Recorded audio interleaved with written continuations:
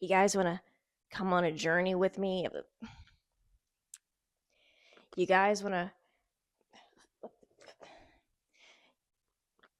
to come on a journey with me into the woods? Come on, yeah. Come on, come over here for a sec. Come on, it's just this way behind this bush over here. Come on.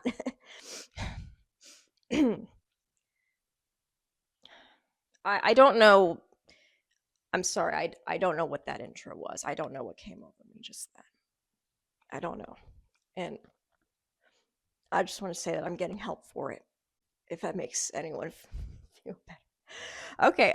Anyways, welcome back. I am, of course, arriving fashionably late again to a series.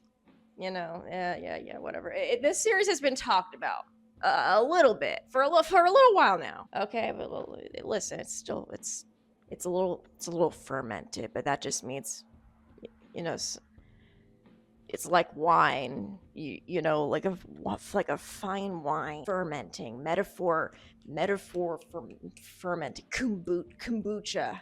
Kombucha. How do you pronounce it? Is it kombucha? Guess what? Regardless, I don't give a shit. That's right, because I suck. I actually suck at my job, and you're just gonna have to suck it up, kid. You're just gonna have to eat this slop up. I'm sorry. OAKBURN OPUS is truly an analog horror series like no other, and I mean that in the sincerest way possible. Okay, like this series genuinely makes the occult scary again, and that is a very hard thing to accomplish, at least for someone like me. I mean, it's been overdone to death already. That's a hard thing to pull off, and it does so in a very, very unique way, as you guys will soon see for those of you who have not seen it yet. And by the way, that especially is true for those of you who have not seen it yet. Please watch it for yourselves before you take a look at my stupid video. I mean, come on, I just made a kombucha joke in the beginning. Like, what the was that? Like, don't let this be your first impression of this series. Okay, go down there in the description. Be a good little boy. Be a good little boy for Papa. Okay, and go down there in the description. You're gonna click that link, and you're gonna go to OAKBURN Opus's channel. Yeah, you're gonna watch the whole thing. Yeah. Whatever the point is, I'm gonna be shooting the shit a lot in this video. Okay, like you guys remember the Lion King 1.5? Yeah, you know what I'm talking about. I'm like Timon. Okay, and Pumbaa, I don't know who the Pumbaa is, okay? We can freaking forget about Pumbaa, but you guys get the vibe here. That's the vibes we're bringing to the table, okay? Yeah, real ones know. Real ones know. Fake ones, I mean, you came here for, I don't know what to tell you. You clicked on the video, not me. You feel me? Okay, part 1. OAKBURN Opus, part 1.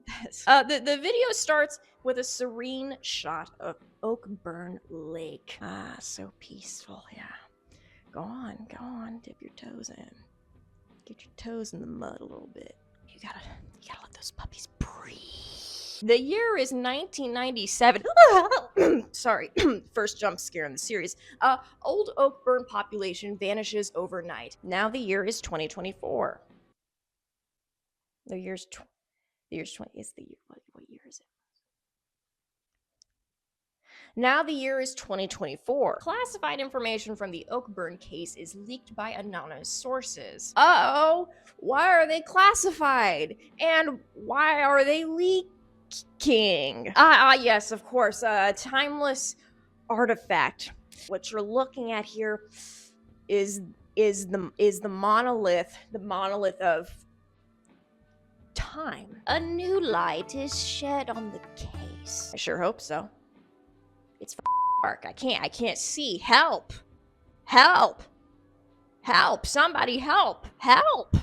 Which branches into countless theories, hypotheses, and discussions. The following images are based on the manuscript's findings belonging to an anonymous inhabitant and a restored cassette tape depicting the phenomena. Oh yeah, baby, it's about to get cinematic. Come on, girl. Evidence 1. OAKBURN's flutist. Oh. I didn't ask for all that. Hey, what the fuck? On a cold morning, the outsider stumbled upon our gates and quickly became a welcomed guest through the sweet and captivating melody of his flute. Oh, honey, sweetheart, I hate to break it to you, but that's not a flute. That's his crack pipe. And see, this is what people pleasing gets you, people. Okay, this is what I've been trying to tell you. Yeah, that's right. Yeah, no, I'm not gaslighting you. What are you talking about? No, I've been telling you this whole time, and you're just not listening to me. But this is what people pleasing gets you guys. There's a lesson to be learned here. Okay, listen up, class. I'm watching you. Everything was fine and swell, but wait, oh no, some dandy little sweetheart thought it would be a good idea to let a mother named the flute, excuse me, in the year of our Lord 2025. I'm sorry, 2024. And just to paint a picture for you guys, okay, I feel like I blew a booger out just now, and you guys are just watching it flopping out of my nose. I'm going insane. Nurse. It's a nightmare. I'm having a nightmare. I'm having a PTSD. And just to paint a picture for you guys, though, back to what I was saying, this goddamn flute is playing in the background. Okay, it's playing over the text that appears on the screen here, essentially. All right, and I'm gonna play you a sample here. I'm gonna play you a sample because I need you to get a feel for what it is that I was experiencing when I wrote this script. Okay.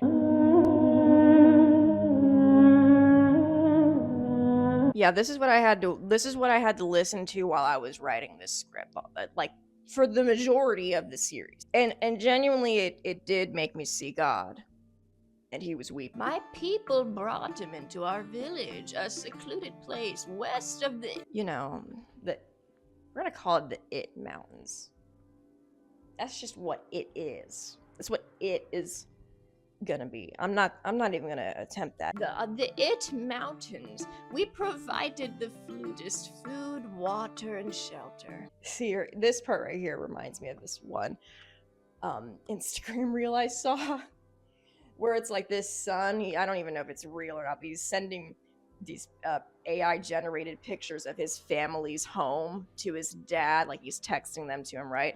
And in the pictures, he's like letting a homeless guy in, and he's letting him in the pictures like eat all their food and use his dad's toothbrush. And he's sending him these messages, and his dad is just screaming at him through the text, begging him to stop. Long story short, I'm the dad. I feel like the dad, and the flutist is the homeless man invading my home, because y'all let him in.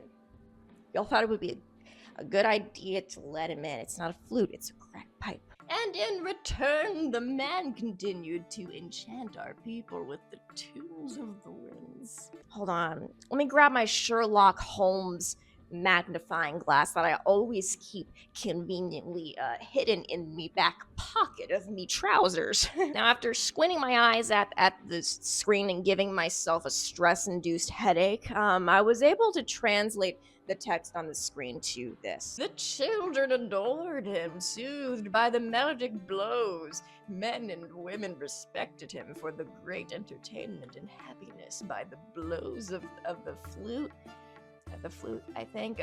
To the mere humble folk, the flutist was a gateway to new forms of art. And here comes the circle, and we all hold hands, and we all sit in a circle, and we all hold hands, and we're all triangles in a circle, and we're all happy. The footage excuse me, I just cough up a quail egg. The footage glitches once more, and we are shown a depiction of the flutist going off. Let's go, up king. He plays a delightful little tune. While we are shown various depictions of the flutist, static can be heard mixed in with the melody of the flute. We continue to see the recurring theme of the upside down triangles in the background, and look, I'm not trying to be funny, okay, but I'm gonna be honest, this shit ain't even that good. To be honest, I've said it, like I've heard the tune of his flute. I've heard the melodic blows, whatever that means. And it's kind of mid. I don't know, man. I don't know. I don't know. I don't know if it's heat. I don't know if it's heat or the circle symbol with the upside down triangles appears again, this time over a person's face, while the flutist's tune bellows in the background, indicating that he is casting some sort of ritualistic spell on the people in the village. He hid them under the veil of beauty. Whoa, whoa, whoa, whoa, whoa, whoa, whoa, whoa, slow down, pal. Whoa, okay, I'm still trying to process all this stuff. This is moving too fast. Moving too fast. He hid them under the veil of beauty, impossible to breathe beyond existence. And now, oh no, things are scary again. No. Okay, I will keep looking, actually. Thanks so much. Yeah, that's kind of my job, actually. What does this say? What is this? I'm sorry, not this sign. This sacred a rock carve. This sacred hieroglyphic. Yes. What does it say? Something's a hidden gem. What is that? What does that say? Is that Minnesota? Oh no, hell no, man. No, now this shit makes sense. Oh, this all makes sense now. I'm starting to. Minnesota? Oh, shit. Now that you brought that up, I'm starting to piece it all together. I'm starting to put two and two together. The flutist used the wind as his words and melodies as his speech. The footage glitches once more, and we are shown the same symbol from earlier along with another hidden manuscript. It reads, within the wind it hid fangs. Within the wind it breached our spirit. Within the wind the flute burned the veil. And then we are shown all the pages that were revealed to us in the footage in chronological order. Evidence 1. Handwritten records, author unknown, recovered by Martha Astor, 2002. June, the year of my birth. Oh, Jesus Christ. Ew. Well, now we have our first normal person name in the series. Martha Astor. That's as normal as it's gonna get. Okay? Right, write that down. Evidence 2, the magnum opus. Oh, goddamn, we're just cruising right along, aren't we? Yeah, it's really shoveling this shit down our throats. Well, I hope you're taking notes, class. I hope you're taking notes. 1997, the great flutist of Old Oakburn announces the completion of his magnum opus. A presentation is set to begin Friday night at Lake Oakburn. Hundreds of men, women, and children gather near the lake in anticipation. And here they're gonna play out an audio recording from this supposed magnum opus. They're gonna play out an audio recording, and we're gonna listen together as a family. No, come here. No, you're gonna sit at the you're gonna sit at the table. You're gonna sit with us as a family. Hey, sit down. Sit with the family. Sit down. Sit.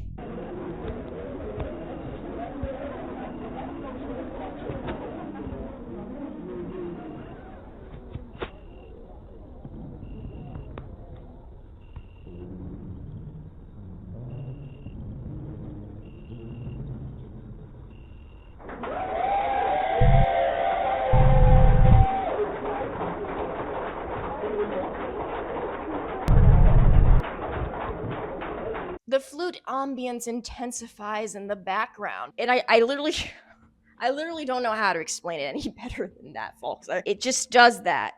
It does that, and as it does so, the circular symbol on the monolith begins to glow red.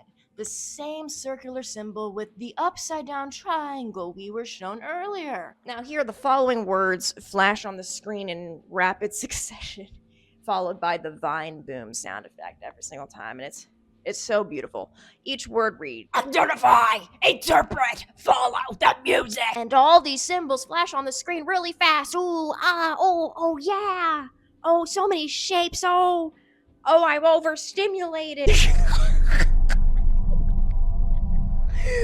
Before we were even given the chance to process it all, shit, we're thrusted into the frigid Minnesota wilderness. Oh, it's so cold. Look, it's either Minnesota or Manitoba. Okay, I don't know, but I think Minnesota's more cursed.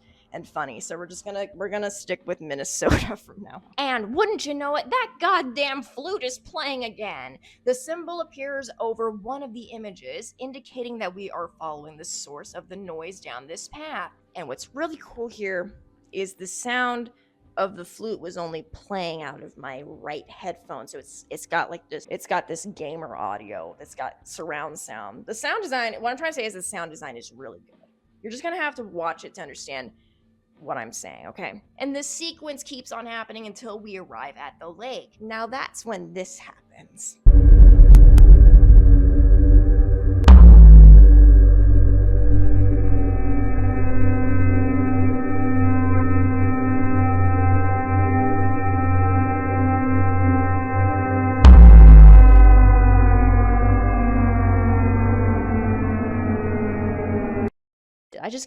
Did I just get aura farmed by Baphomet? What the hell, dude? What the hell? The footage continues pretending to buffer, and slowly but surely we get to see a beautiful smile. Now, I'm not gonna jump scare you guys here at all, by any means. Of course not. This is not supposed to be scary. This is supposed to be, yeah, what is this supposed to be? Maybe it is scary, but for all the wrong reasons. Maybe watching me is a little bit scary. Watching me is its own analog horror. I'm not going to jump scare you guys here, but after this image is shown, the magnum opus audio recording starts to play again, and oh my god, it's really loud, and all we can hear are the screams of people along with a loud thumping noise and then silence. And keep in mind, all of this was supposedly recovered by someone with the moniker Martha Astor. The morning after, Old Oakburn woke up to silence. 1,043 inhabitants disappeared overnight. After quick and inconclusive investigations, little evidence was found. The existence and whereabouts of the flutist remained an unanswered enigma. That was until 2003, and the search for Old Oakburn's population continues. OAKBURN Opus Part 2. How are we feeling, chat? Let's take a little breather here. How are you feeling about this? Man, you feeling great? You feeling good? Yeah, no time. It's 2003, and we are 25 miles away from Lake Oakburn. Not far enough. We need to make it further. Please. Please. As we are forced to stare at this admittedly very beautiful home, the faint sound of a gun can be heard coming from inside the house, followed by another, and another, and another, and a... God damn, bro, is your aim really that bad? Jeez. Play one video game. Dude. I stood upon their... I don't even know what voice to do. I'm just, you know, my own voice is terrifying enough. Someone in the comments on my last video said I sounded like Marge Simpson. I like that.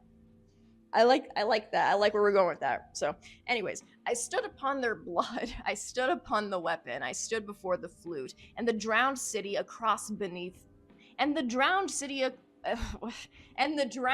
arose beneath my feet. Bam! Immediately cut to a police investigation. Holy shit! Oh my gosh! It keeps escalating. It's going. The melody crawls in. Several crime scene photos are shown to us, presumably from inside the house we were shown earlier. You know, because I just so happen to have a hunch. You know, the voice under the veil commands crime scene photo, and the vessel answered crime scene photo. We are then shown footage of a tape recorder. The words on the screen directly address Detective Astor, the name shown to us earlier in the series. So we now know that she is actually a member of law enforcement investigating the disappearing town. And we are presumably reading a transcript from an interview that Detective Astor was conducting with the prime suspect in this.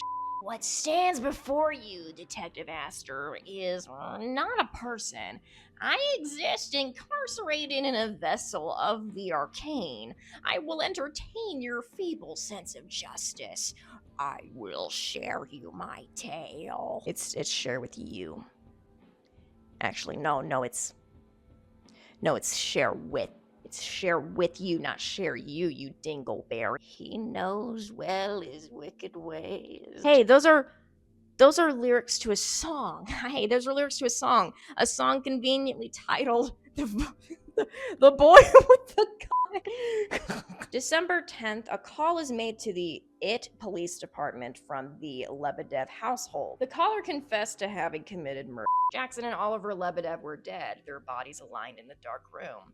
The Lebedev brothers, naturalist photographers of searched to capture the empty landscape of the mountains. The criminal was never identified. For the convenience of this investigation, the killer will be addressed by the pseudonym John Doe. What? Huh? What? Hey, no. Hey, that's some bullshit. No. Wasn't Detective Astor just interviewing the prime suspect? Oh, something smells a little fishy in here. Something smells like fish and grits. Moving right along to evidence 3, the Lebedev murder. A timeline based on the interrogatory of John Doe. Okay, I'm sorry. That just threw me off. A timeline based on the interrogation of John Doe, conducted and recorded by Detective Martha Astor, 2003. December 5th, 2003. John Doe is led by the melody of a wind instrument emanating from Lake OAKBURN. For a split second here, the little triangle circle symbol thingy flashes on the screen, and we are shown a delightful woodland scene. And that goddamn flute is just fluting away again. Segment 1, conditioning. Jesus Christ, how many segments are there? This is already like a segment within a segment already. Jesus Christ, there's so many segments. The time loop. We're stuck in a time loop. Help. As the camera's perspective guides us down a snow-covered bridge, we eventually arrive at the source of the delightful tune, a shitty Dark Souls boss that probably got thrown into the scrap bin by an intern or something. John Doe. From the very first moment the flute touched my mind, I was sure to have been struck by something otherworldly, roaming the depths of the lake. Okay, why are we protecting this guy's identity? Like, was the interview conducted in person or over like a Discord server or Discord server voice chats? Then maybe that's why she doesn't know. Yeah, none of this is specified. My brain is only capable of black and white thinking. It's like I can't grasp. It's like the answer is either yes or no. Near the lake, John Doe encounters a monolith. On the surface of the smooth rock, a symbol was carved, a circle and 9 triangles. Wait a second. Did you see it? Enhance. Ah, yes, a triangle with 9 little spheres attached to it. Would you look at that? A lot of focus on the number 9 for some peculiar reason, or maybe that's just my weird pattern recognition, my stupid little rotten brain. I witnessed in clear and inscrutable reason the flute and the man. They taught me a wisdom from the bottom of the lake, the crown city. And millions who rest there. He raised me in that instant as a vessel. Why can't he just do it himself? Huh? The dude's, he's got the flute. He's got it. He's got the aura. Okay? I mean, this man, this is a grown-ass man.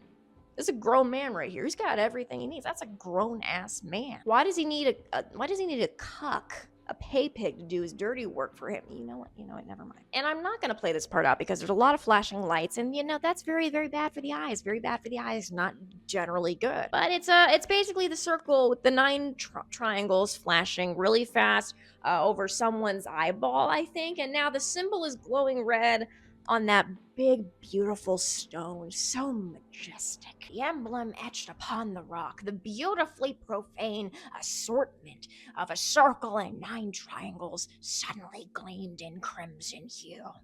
The song wove a web, his desire, an instant made clear. In the flute, I discern the will of expansion, which I was to provide. After the encounter, John wanders the mountain for 5 days, allegedly in a deranged state of mind. I like how they put the part allegedly in there, like, you don't say what you think's up with old John, huh? You think John's all right? What's he doing up there on that mountain, huh?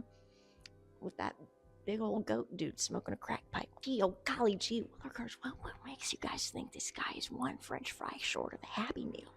I'm just dying to know. December 10th, 2003, John comes across the Lebedev residence, and then this picture jump scares us again with the vine boom sound effect of all things. I do wonder though, how did they manage to retrieve that picture? Like, did one of the Lebedev bros just run outside real quick and like snap a picture and then like run back inside just for the gram? You know? Also, you guys see what I mean? Like, look how big that boy is. Look how big that boy is. That's a big boy. I mean, he could have easily just done all this himself, but no, we got Minecraft Steve over here, and he's ready to go. Oh, he's ready to go gold mining. Yeah, he's ready to go. He's ready to go digging in that mine for some gold. Segment 2, execution. It is common for many inhabitants of remote areas and hidden places to forget their front doors unlocked. A naive custom, often conditioned by the emptiness surrounding it. Through the window, I beheld his lichened shape. The specter whispered in invoking horror. His unfathomable name, Morpheus! I haven't freezed anything. I know I'm late to the game. I know some people already mentioned the whole thing about, you know, when you unscramble the name and maybe you add an extra S in that name somewhere. His name is very similar to the name Marzius, you know. And here's a little background about who his character is that I found on this wacky little website. What's it called? Theoe.com. All right.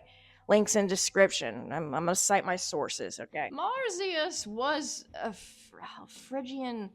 I think that's, god damn. These are all words. This is word salad. Marzius was a Phrygian satyr who invented the music of the flute. He found the very first flute, which had been crafted but cast away by the goddess Athena, who had been displeased by the bloating of the cheeks. Marzius later challenged the god Apollon to a musical contest, but lost when the god demanded they play their instruments upside down in the second round, a feat ill-suited to the flute. As punishment for his hubris, Apollon had Marzius tied to a tree and flayed alive. The rustic gods then transformed him into a stream. The story of Marzius's contest with Apollon is sometimes told of the Arcadian god Pan. Marzius was also connected with the flute-playing titty satyrs in the train of the god Dionysus,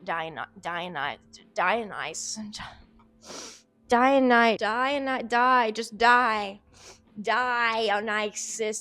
Also, another fun fact, bet you didn't know, bet you didn't care, that unrelated probably, but the name Marphaeus is also an anagram for the word vampiras. That is basically the archaic name for vampires for you nerds out there. Name in the melody. The name flashes on the screen to the tune of someone's heartbeat. Oh, how sweet. Happy Valentine's Day. And from the profane blade, touched by Marphaeus's fangs, I cut their eyes open in the dark room. At 11:42 p.m., John Doe furtively strikes the Lebedev brothers. Jackson takes a pickaxe hit to the thigh, snapping the femur. I'm just picturing this as like the Jack Black Minecraft Steve. I'm sorry, I can't get that.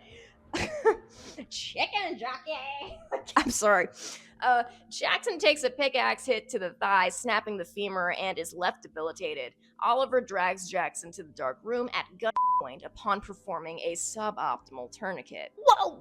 Hold the phone. Sleuths, you're gonna want to see this. I thought those two were shot. Yeah, we didn't hear about this stuff. Yes, someone's lying. Okay, now I'm gonna talk over this part here, but basically, you know, we're being shown all these remarkable dark and red images with someone's heavy breathing in the background. I'm not all too sure what they were doing there. Anyways, we can see a mysterious silhouette in a couple of them, presumably our John Doe, and then Oliver Lebedev's time of death is revealed to us, 12:07 a.m. Muffled laughter can be heard here all the way up to the point where Steve goes mining for diamonds. Get it? Because he was bludgeoned in the head with a pickaxe. And this stupid symbol keeps getting shown to us for some reason, and Jackson Lebedev's death was recorded at 12:16 a.m. with the sound of two shots in the background here. And here we are shown this symbol again, and you know what happens next? You know what happens next? Well, he just hits us with one of these.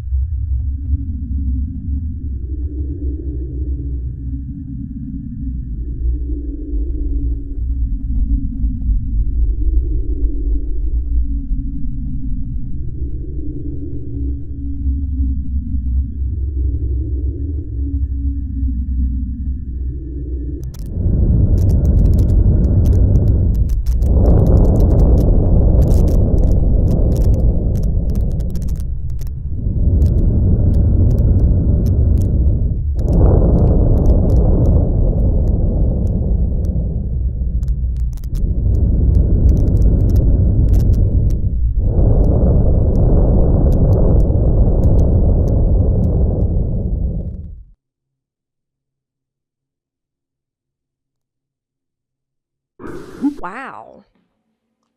Okay. That's cool, I guess. Okay. All right, Krampus. All right, Krampus. Good job. Attaboy, Krampus. Evil John Doe laughs. He just hee-hees and ha-has in Detective Astor's face. Golly, I mean, golly gee, how could he do such a thing? And then we get a little cinematic outro of a single police car driving away from the crime scene. And in the background, that song I mentioned earlier called The Boy with the Gun starts to play. Hey, wait. Hold on. Wait a second. Did you guys catch it? There's only one police car there.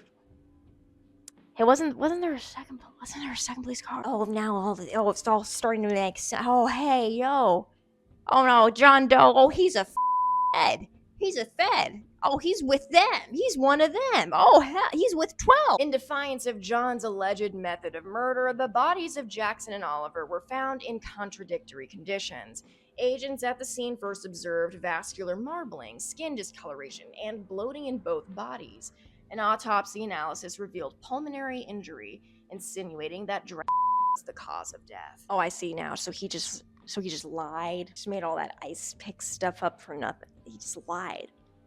He just made a little fan fiction. That's all. So those gunshots, those earlier. Oh, were they from shooting the other cops? Oh, and it's all a cover-up. Oh, yeah. And it's all an inside job. It's all a cover-up. The police, they're a part of the swamp. We need to drain the swamp. I mean, shit. No, we're gonna drain that goddamn lake. OAKBURN Opus Part 3. The video begins with bog sounds. Just a whole lot of gurgling and gargling, music to my ears. As a Floridian, of course. And this beautiful Gregorian chant resonates the ear. Wow, so pretty, wow. The scene immediately after places us in the backseat of a car, the sound of rain occupying silence. The land remains still, accursed by a tragic silence. For over 5 years, Old OAKBURN, a village hidden between barren mountains and white woods. In its heart, the depths of the lake. A single road connects the village to its neighbor town. After 5 years of neglect and decrepitude, it has become treacherous, overgrown with weeds and twigs, the path barely visible amidst the snow. I'm here now. I am home today into those dark depths. I must venture and behold my secret, the very root of my curse. These waters go so much deeper.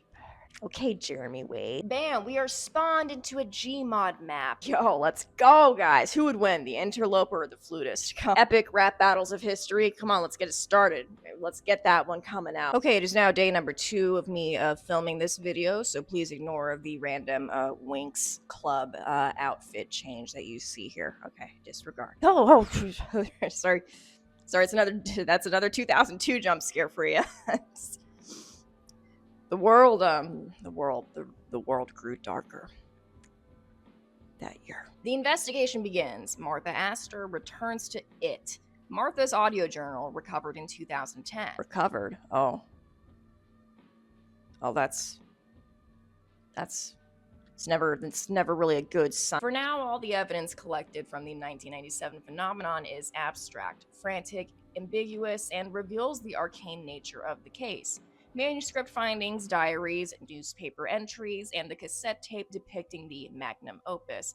In some of these samples, one notices a strange constant. I believe to have found a promising clue, a line of investigation that will lead me to the truth. Oh, look, what a lovely little photo of our flutist friend, conveniently with his face burned out. Or perhaps condemn me to the most horrible perversity, a monolith raised in the woods that surrounded the lake. On its surface etched is the oft-mentioned sigil, the sigil of Morpheus. Yes. Oh, yes, delightful.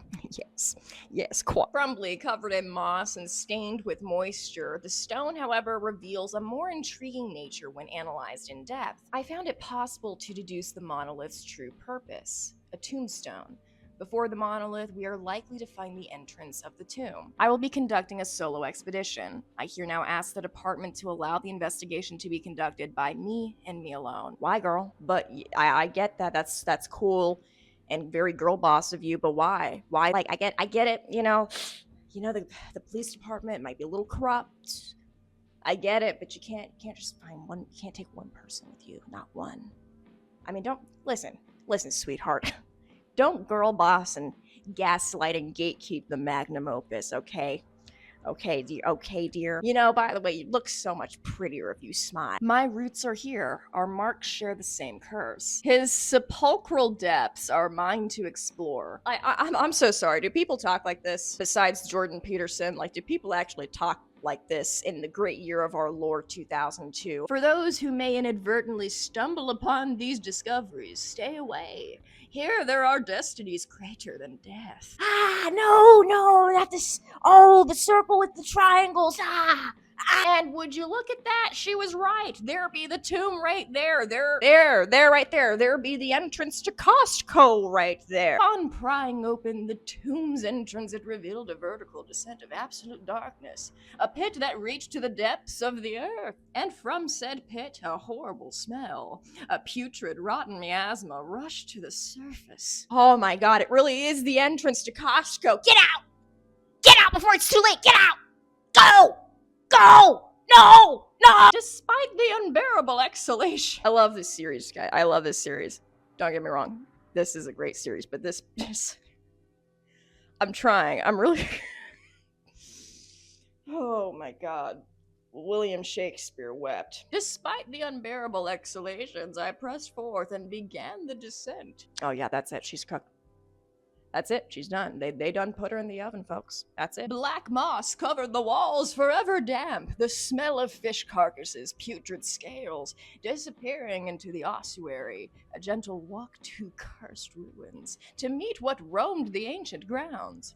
Our sigils burned in proximity. So apparently this girl does not have main character syndrome. She just is the main character.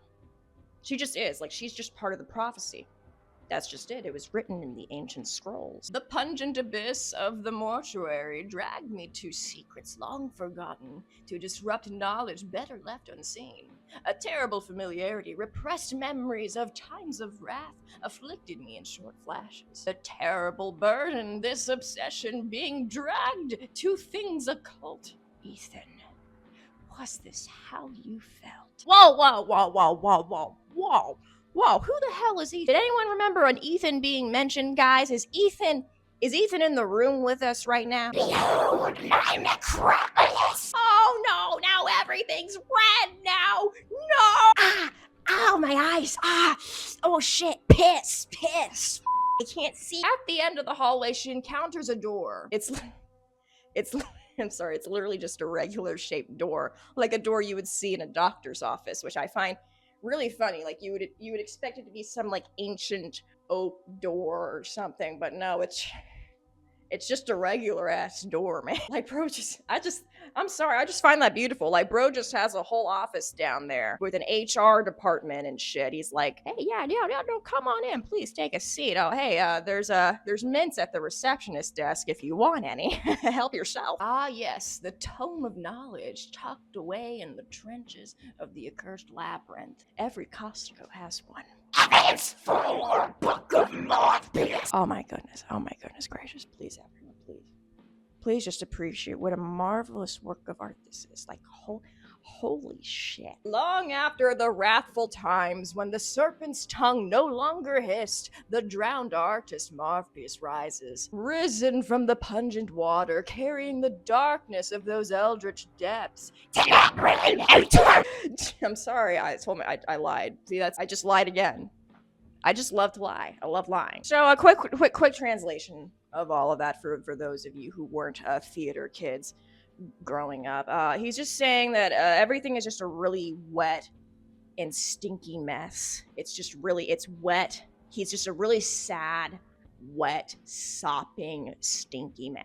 Okay, just to paint a picture for you here. You're welcome. Also, Tenebrae is a tradition that is practiced by the Roman Catholic Church. It's basically a mourning ceremony meant to honor Jesus' last days. In fact, the translation of the word literally translates directly to darkness. And eterne is the feminine form of the Latin adjective eternus. It essentially translates to the word eternal or everlasting. So you put two of these together and they basically translate to eternal darkness. Oh, so scary.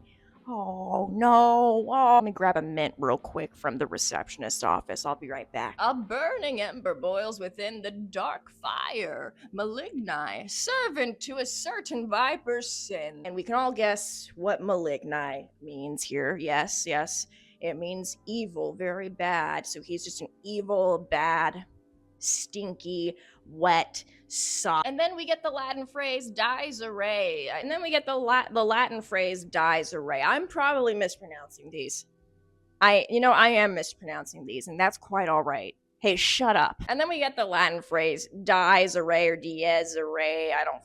It basically means day of wrath. That's all that matters. That's all you need to worry about, okay? A trade, a price was paid, his kin spared from the gloom of the lake, and now his flesh in torment laid. So some type of pact was made here. I don't know what, but it basically meant that the serpent, we're going to find out who the serpent is later. I'm not going to spoil it. The serpent in this scenario has a brother. And the brother is Marvpius, okay? Marvpiss, okay? So they make a pact that somehow ends up with Marvpius just in that lake, drenched, sopping. And the snake, I don't know. They probably paid for the snake's bail. Probably bailed the snake out of jail. That's probably just what happened. That's probably just what this metaphor is. It's probably just a metaphor for those types of situations. Rise, a call from beyond the veil, roaming the last ring. Face the fire, Peck-a-toom-toom, Peck-a-toom-toom, his wail. Latin sounds really fun. I love it so much. And Peck-a-toom-toom translates to your sin. Marvpius descended the mountain's height forever, white and glamorous, seeking the land of light. White and glamorous that's interesting. What does that mean? White and glamorous. Like, comment down below. What the hell does that mean? I'm very curious what that means. Are we talking about him or are we talking about the mountains? I'm confused. I love it. I love it so much. I love it when stories try to be like Shakespearean in nature. It's just fun. It's really fun. The city of snow where once two miracles were born from divine glow. The people of the city at the florid orange sunrise were soon to regret their pity. For the wind hid fangs and the maw of the drowned city opened under his arcane chance. To swallow the accursed soil, roar the fire from 9 circles and let the water boil. And he will drown them, add Tenebris into the drowned city, the gloom of the lake, the forever breathing necropolis. Ad Tenebris translates to toward darkness. Jesus Christ, how many more Latin phrases are there? How many more? Good Lord. We get it. He's the Lord of the necropolis, the stinky, wet, soft. Segment 2, reunion. And this page basically just shows everything that we just read. Then we are shown what we now know to be Martha's symbol and the words, "Will you behold me? Turn to me. Thou shalt hear the serpent slither through thy brother's mouth." Okay, and then a whole lot happens here. And it's really weird. I don't know how to explain it, so I'm just gonna play it out really quick.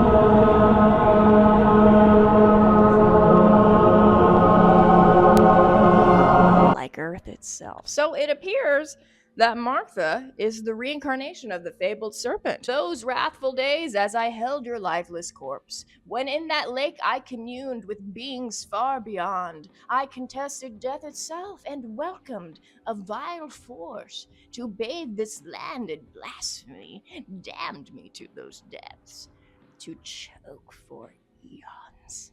A fragmented form, rotten I rise within. Thou shalt something serpent with the southern serpent's gonna wither. It's gonna come out, wow, coming out his mouth and shit. And my dead throat shall cast upon this earth the fires of 9 circles to the land that plunged me into darkest pits, to blazing marble, to the drowned city so below. And those who skinned the lungs of mine will scream into the void for eons far beyond. The name of that beast, the beast that sung. Y'all are gonna really hate this video. You're just gonna hate it. You're gonna hate it. It's gonna suck. Now, after Marv Piss has his little moment, we are shown Martha's symbol once more. This time with a different last name and year associated with it, indicating that there's some form of reincarnation taking place here. And then a name appears beneath Marv Pius's sigil, Matas Ludolf, 1852 to 1897. And interestingly, he is the only one here with a confirmed year of death, indicating that, oh, Martha's still around. She's still kicking it. We are also shown an image of a serpent with the year 1897 and the Latin phrase dies array, or in other words, again, day of wrath. Immediately after, we are shown Martha's ID badge and a silly little image of this ding-dong. Martha Astor's findings were recovered in mid-2010 and remained classified until 2024. The material shows a direct connection between the detective and Old Oakburn's flutist, while also creating doubt on Martha's true identity. Part 4, OAKBURN OPUS, Lies. If I'm sweating, also, I just realized this light's been turned off the entire time. What the hell? Piss. This video's gonna suck. I'm really sweaty, by the way, because for some reason my room gets no ventilation. If I'm sweating, if I'm just sopping and wet and stinky, you know, like our good friend Marv Piss here, it's just, let's just think of it as like being with the theme of the video, right? That's the theme. The theme is that we're all sopping and wet and stinky. OAKBURN OPUS, Lies, the final and most recent entry in this series. Thank fucking God. I'm so tired. We are greeted by the silhouettes of 2 tombstones obscured by mist, and we can only assume that these belong to Martha and Marv Pius's past life identities. What do you wager? I might win him yet. If you give me your permission first, I'll lead him gently on the road I set. Carter, listen to me. You're making a mistake. Car driving super fast. Talk to me. Don't you dare turn away. Don't you dare listen to him. I told you, I'm working on it. Gee, I'd say, Carter, answer the phone. Just where the hell are you? What the hell were you thinking with that message? Wow, all of a sudden we're talking normal now. What changed? What happened to Jordan Peterson? What happened to Martha Peterson? I kind of miss her a little bit. No matter, he ain't listening. That boy driving, he long gone, man. That boy, he long gone. Stay away, Anthony, please, don't follow the melody. The year is 1997. Someone is terribly sorry for our loss. Oh, how very sweet. Oh, how very kind. Which is very interesting because, Matas, I still don't know if I'm saying his name right, Matas Ludolf, died in 1897. I'm starting to sense a pattern here. In the next phrase, a name is mentioned, Carter, one of the men from the police force mentioned by Martha earlier. And strangely enough, we get another boo-hoo message from the year 2000. As more quotes appear on the screen, we learn that these are statements said to multiple different people across different periods of time. The year is now December 3rd, 2003, and time didn't heal a fucking thing! Behold, a cemetery. You know, generally speaking, not a very good sign. Here we are reminded yet again that 1,043 residents of Old Oakburn disappeared overnight. As hope of ever finding them withered, the people built cenotaphs, stone memorials raised in the mountains. As their names disappear, our conversations, another monolith is built in their memory. Yesterday, 2 more were built. For among the 1,043 missing are my wife and daughter, Catherine and Ashley Carter. We are now introduced to a new character who was introduced earlier by Martha. If you guys remember, okay, you guys get it. As hope faded, people turned to their own illusions and conformity. They moved on, as we often do. But I can't conform. Inside me, there are two wolves. We all felt the wind shift uncannily tonight. Also, off topic, I kind of feel like the word uncanny has just become this generation's version of the word hyper-realistic. Like, you know how creepypastas back in the day, they all had the word hyper-realistic. I feel like that's just what uncanny is now, to be honest with you. And we all dreamt of those symbols. Something took them, a call on the wind. But I fear my strength is failing, and I will never stare into those empty graves again. See the Father, he grieves and withers, his mind a fiery sun as he seeks the spirit of death. Thunders draw close, and a shadow halts at the door. A shadow came by. A box was left at the door. And we are presumably now watching things from Martha's perspective, based on the formatting and the color of the text. I am part of the power which eternally wills evil and eternally. I'm sorry, I'm not going to do that voice. I had to do it again. I'm so sorry. That is the last time, but it had to happen. I am part of that power which eternally wills evil and eternally works good. Death is a guest whose visit is never fully celebrated.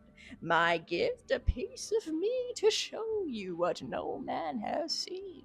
And so the tape begins. Book of Morpheus, Volume 1, a statement by Professor Lower Saxony, 1864. A grieving parent is most conductive to cosmic forces. Yes, oh yes, the earth symbol, man. There's the earth symbol carved onto her back, dude. That's sick, bro. And thus she bargained with the keen serpent, should her redeem her motherhood on the shores of the Weser River. And the water turned crimson as the blood of our children sunk below. The covenant was fulfilled and raised were the object of our grief. The twins, Martha and Marv P.S., man.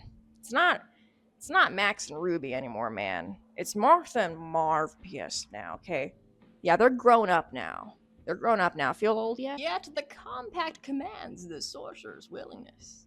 The bargain commands veneration. Contrarily, the viper won't sink its teeth. Symbols speak the language of our faiths. The circle, the cycle, and the obsession. The triangle, fire. The inverted triangle, water. The line, the bond. Oh my god, it's... gamer symbols, guys, it's PlayStation. In their covenant, the serpent would grant power to those who venerate it. Power to defy death, power to reunite life and death. One can only speculate about the sorcerer's mental state, but as for the Ludolf, well, with all due respect, I wish to refrain from discussing her personal tragedies. Truth is, the serpent is alluring, elixir vitae, oozing from the viper's fang. She cries your name every night, the little one. Come to the lake. Man, you better tell that girl to take some Ambien or something, man. Something's wrong with her. That girl ain't right. Here my forces lay strong. Should you wish to dry her tears. God damn, she really saying all that shit? You tell that. Hey, tell that bitch shut up. Tell that bitch to shut up, am I right? The sigil is key, you know which one. Voice of Anthony Carter, recorded December 2003. Martha, I'm tired. I know you try. We all know how good you are at finding people, but to me, your words just don't have any meaning anymore. You say you'll fix things, then look away and frown. Then with a cold stare, you return to the same old condolences. Is there really something inside you behind that husk? I found the damn solution, or maybe the solution found me. Doesn't matter. So don't worry about lying anymore. I know those symbols have great power. I'll fix it myself. I'll save my family. Whoa, whoa, whoa! Now, who said you were Bob the Builder? Am I right? Yeah, who said you could fix it? That's the second Bob the Builder bit I've done on my channel in recent months. This is indicative of a problem. Oh no! Oh, really dark image. Oh, I don't like not being able to see. No. Sorry there for a second. I thought the Lord was calling me back to the altar. More stones. No, that's so sad. Oh, what's Carter gonna do? What's he gonna do? Carter's gotta do something. Carter's gonna have to figure it out, man. I don't think that boy's supposed to be up there, but he's kind of chill about it. Okay, do be kind of chill about it. Here we are shown various images of the Carter family with a random swan drawing thrown in there. I mean, it just looks really cool. That's probably why they threw it in there. Journey home had all the black stones turned to him, a grimace in each, and a judging stare. Oh boy, they running out of places to put those stones, man. Also, random question, but where are they getting all of these identical looking stones, man? Like, do you think they just have them on the ready? Like, you think they got like a 3D printer or something, just in case, someone gets a hankering for one? Guys, I wasn't gonna say anything. I wasn't gonna say anything here, but something. What the hell going on with Melissa, man? Melissa's missing? No. We need to worry about what else is missing. We need to worry about that goddamn face. Her face is missing. We need to find Melissa's face first. We need to be worried about that. Part 2, Blue Crystal Fire. A few pictures from inside the house are shown right before we are greeted by a door at the end of a dark hallway. The door then slowly opens, and then another door opens, with the element of fire carved into it. All of her things stood still, perfect to memory. The camera pans around the room, revealing the drawings of swans on the wall. We are presumably in his daughter's room.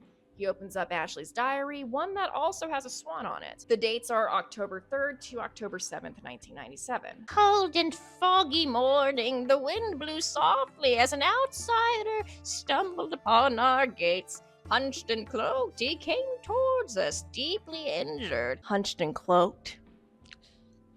Those are generally not two adjectives that should go together in a sentence when describing someone, except for me. But generally speaking, it's not indicative of a good person. Our people took him in, treated his nasty wounds, and offered him refuge. All right, why is this child speaking in the cadence of like a fairy tale character or like a goblin or some eldritch creature when the year is 1997? She speaks with the cadence of a Victorian child. I'm sorry, that's the last time I'll bring that up. I just find it really funky. He is tall and thin, he towers over any crowd and shines at the touch of the sun. From his dark cloak he withdrew a flute. It is enchanting, unlike anything else. So we gathered around the fire and they all danced from night to morning and from morning to night. And sometimes the tall figure danced too. He stays here. He roams the night, spreading melody through the avenues, soothing the ill, the children, and all folks into mighty peaceful sleep. In anxious nights, he calms my heart. Bro, honestly, Marv P.S. in this scenario, he's just Rigby, standing outside holding the boombox. October 8th, 1997. This morning he insisted on accompanying me on a walk in the woods. Chat, do I really need to say what we're all thinking right now? He said he wished to protect me from any hungry wolves. We were looking for the forget-me-nots and fireweeds and all the pretty flowers that blossomed around. Most of the time he'd follow silently. Where you at, Dad? Where you at, Papa? Where you at, Papa Carter, huh? Where you at, bud? But then the wind would blow around us and I'd understand his words. He says he was here a long time ago, that he saw some of the old houses being built. When old Oakburn was not old, he led the people here. The settlement thrived. But then came times of wrath, and all was consumed in a great fire. He leaves, he says. He carries his loss to a very dark and gloomy place he wishes I would never see. But it was all done now, and the past could not be redeemed. Would you like to see something beautiful? He said, and we walked out of the woods to the shore of the lake. And on the lake swims a beautiful white swan, as in my dreams, and the beautiful images that came from his flute. Dad says the lake is barren, that there is no fish, no animals drink there, that no life could exist in those waters. But the flutist says he and death walk side by side. Oh, that's so cute. That's so cute. That's so cute that he's saying all that to her and that they're alone in the woods. Audio glitch. Magnum opus. People screaming. October 9th, one day before the magnum opus, the Carter family's last recorded call. Hey, honey, how are things? How's Ash? Yeah, I'm fine. Just, calling to say that actually, I won't be actually making it home tomorrow. There was an accident. One of our trainees messed up really, really bad today, and, well, I'll spare you the nasty details. They were really, really dumb with a rifle. No, no, the dumbass is alive. Yeah, but lucky. Now, of course, they want me here and help them, sort out this mess. Really, really sorry. Yeah, I don't know. Until we get everything sorted out, it shouldn't take more than a week. A week? Why more than a week? This is one guy, one rifle, not to be confused with two girls, one cup. I smell an affair. This smells stinky. And what this smells like is an affair. A week? Yeah, it sucks. I know. So, how about you break the news to Ash and, I'll tell her I'll pass by Miss Jane's shop and grab some of those, what is it she wanted again? Yeah. Oh, the colored pencils. Those fine and expensive as shit colored pencils. Tell her dad will bring some of those as an apology. Tell her I love her. Yeah, well, gotta go. Yeah, take care, honey. Yeah, miss you too very much. Yeah, well, love you too. Bye. The clock strikes 12 towards the attic there, in which he will bog in the weight of his grief. And apparently this guy has some sort of altar set up for his wife and daughter, which is really sweet. I'm not sure why it has to be in the attic, but that is a nice gesture nonetheless. Whoa, no! I've seen this somewhere before. Yeah, I've seen this before. I've seen this in Hereditary, actually. This is the whole plot of Hereditary, and the bros in the attic. Oh yeah, that's exactly where this is going. This is just Hereditary. To what do I kneel? I see your symbols. I acknowledge your divinity. I do not seek retaliation. See? Devotion, and I shall only ask one thing in return. The lives of my family. Free them. Remember when I said earlier in the episode that John Doe was a fet? Oh, you guys already figured that out.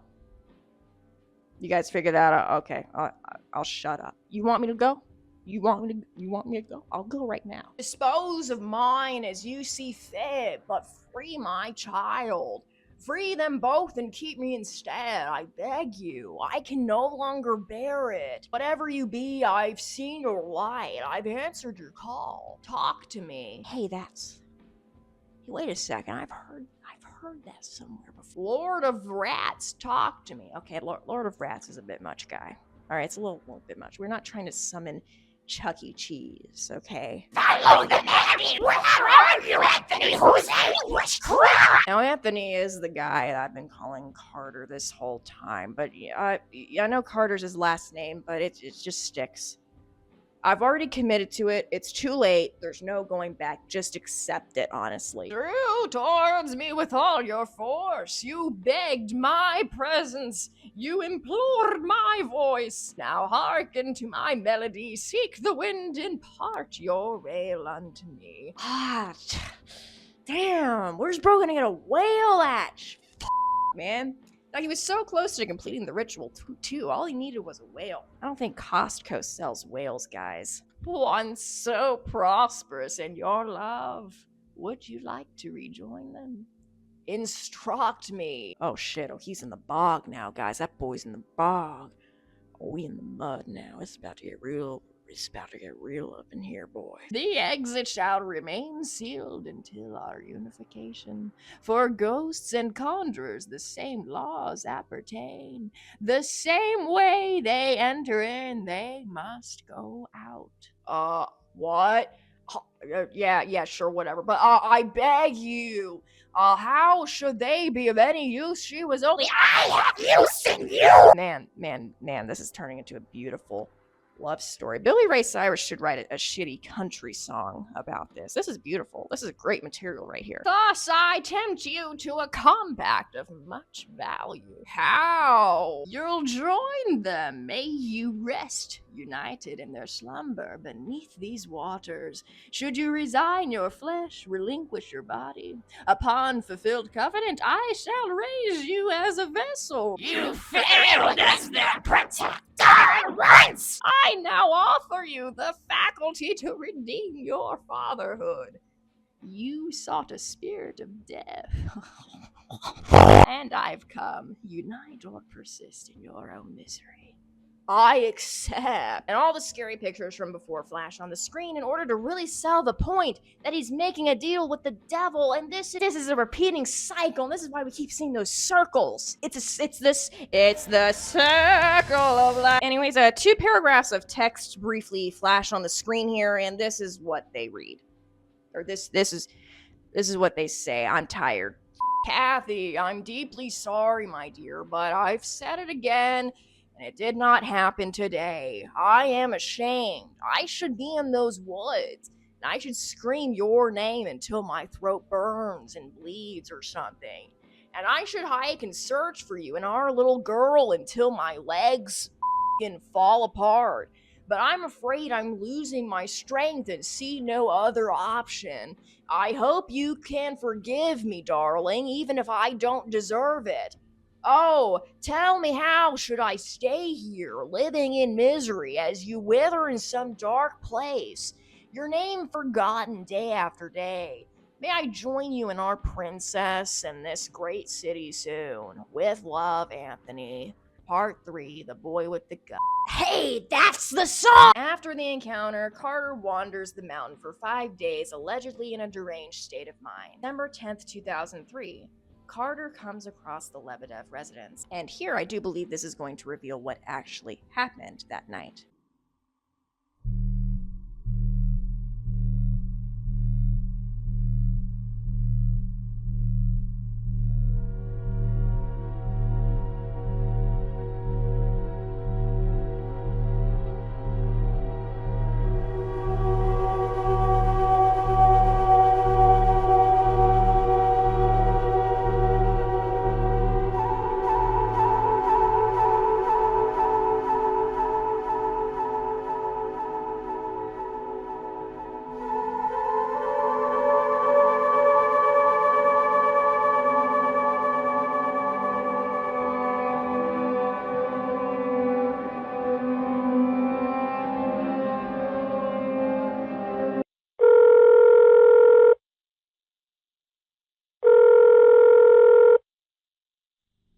What have you done? Well, what took you so long, snake lady? God damn it. I've said it once before.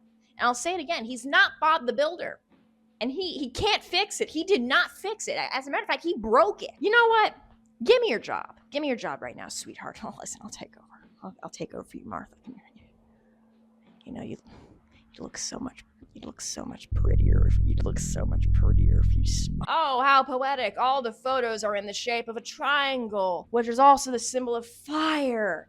And everything's on fire right now, and everything sucks. What will it be then, Martha? Our people are fed up with these nightmares.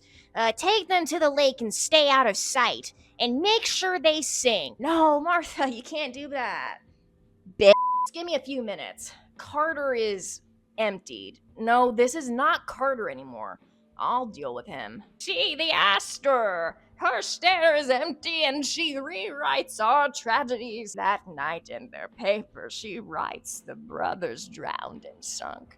That night in her condolences, she says Anthony Carter laid face down in blood, with 5 bullets in his chamber and another in his head. She lies because no lamb shall fear any wolves, for all the wolves have drowned. But in truth, only one wolf drowned, didn't it, Martha? We have overstayed our welcome. The only path for redemption is our destruction. An image of the twins facing away from each other slowly fades into view, and then an image of their mother flashes briefly on the screen, surrounded by a circle. There's so much here. God, there's so much here. I mean, you guys can tell I had to film this across 2 days, okay? Which is why I'm really glad that this series pretty much lays everything out in a very straightforward manner once you piece together all the hints, and then you go over and you read everything again, and it all makes sense. And that's just good writing right there. I love it when analog horrors that they don't try too hard to make things all convoluted, if that makes sense. Being convoluted doesn't necessarily make it good, guys. Fun little fact for you. You know, I feel like it's pretty self-explanatory at this point. So I'm going to give a little brief rundown of events, just kind of based on everything that I've gathered here. Martha and Matas Ludolf were a pair of twins born in 1852 under very unusual circumstances. Indeed, they were born to a grieving mother who is implied to either be grieving the loss of a child or the inability to bear children. And so she makes a deal with the devil. How do I know this?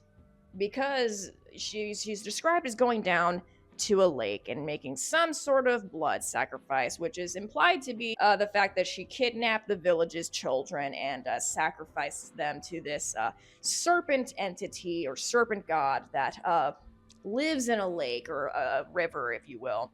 And this serpent-like entity, I suppose, is invoked by a sorcerer of sorts. So she speaks to the sorcerer, he tells her what to do, and she does it. But anyways, back to what I was saying. I believe personally she's making a deal with the devil here because in the Bible, the devil is also described as a serpent.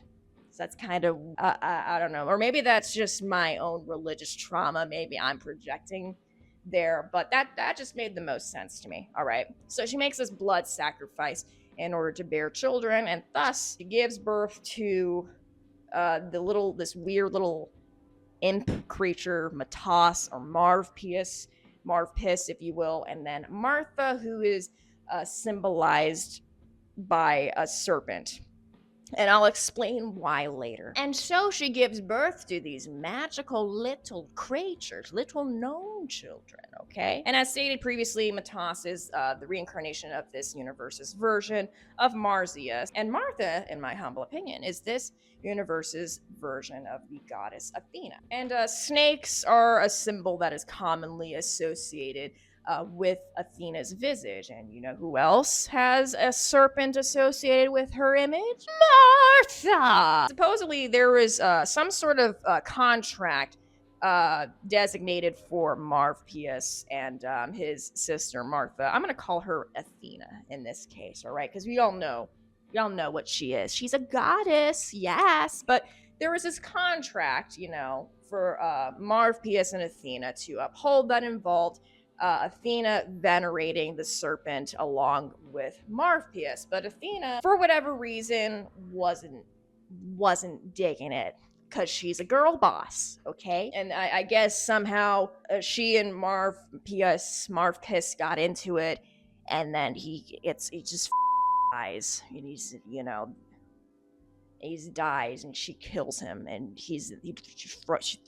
I don't know. Something happens. I don't know how much they're actually borrowing from the original Tale of Marzius for this story, because obviously they're taking their own creative liberties to a certain extent. So it's only loosely inspired by that. So I don't know if they're actually sticking to that story where, Marzius gets flayed alive by the god Apollon. That's where I'm a little bit stuck at, because there's no mention of any character that I would consider to be the equivalent of Apollon or in this story. So I don't know how close they're sticking to that. That's where I'm a little bit stuck. But I do believe that there was some sort of conflict between him and Martha, you know, regarding the contract with the devil, if you will. And now the contract is broken. Oh my God.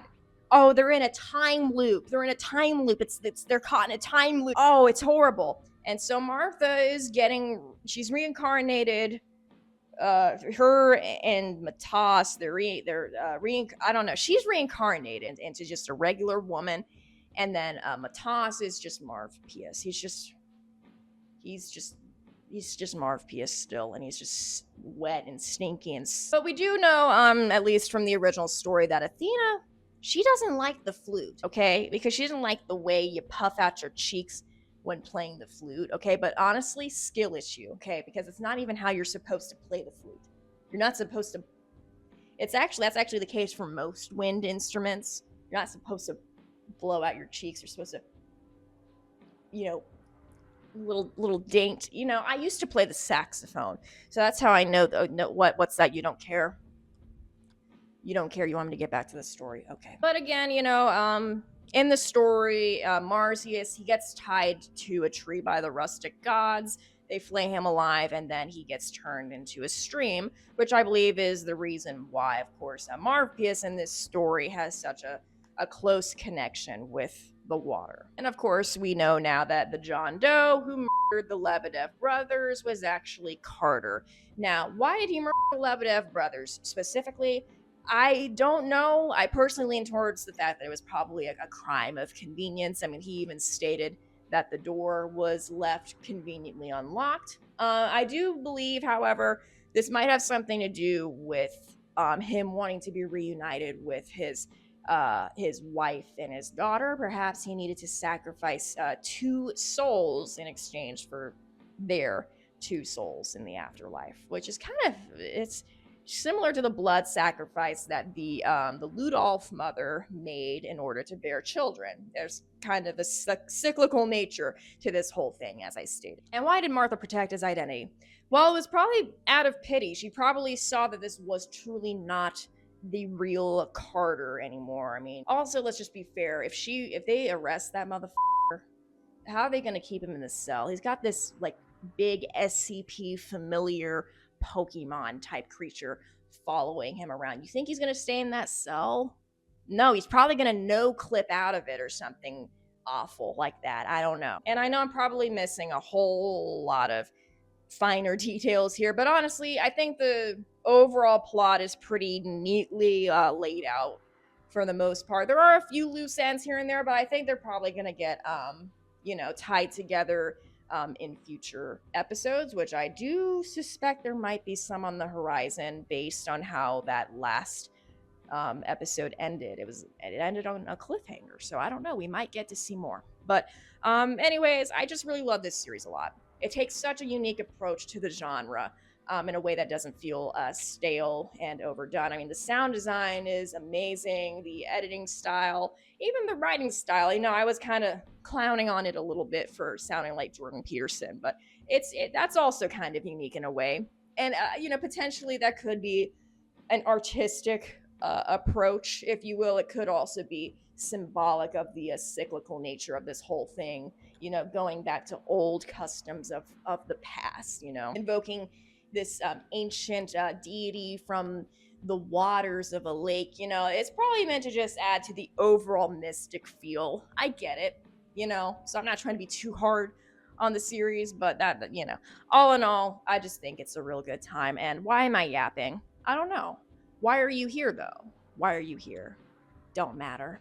I just want to say, if you guys made it to the end of this video, thank you so very much for watching. And thank you all of my lovely patrons. I'm so sorry for, not being able to post on there as much as I used to. I'm hoping that I will be able to do so very, very soon. I do have a video that I never really finished that's supposed to go up on my Patreon at some point. So again, it is admittedly still a little bit of a tip jar at the moment. I do apologize for that, but I do want to sincerely thank each and every one of you guys for supporting the channel. You guys didn't have to do that. It's completely voluntary. I do appreciate it, and I will return the favor, hopefully very, very soon.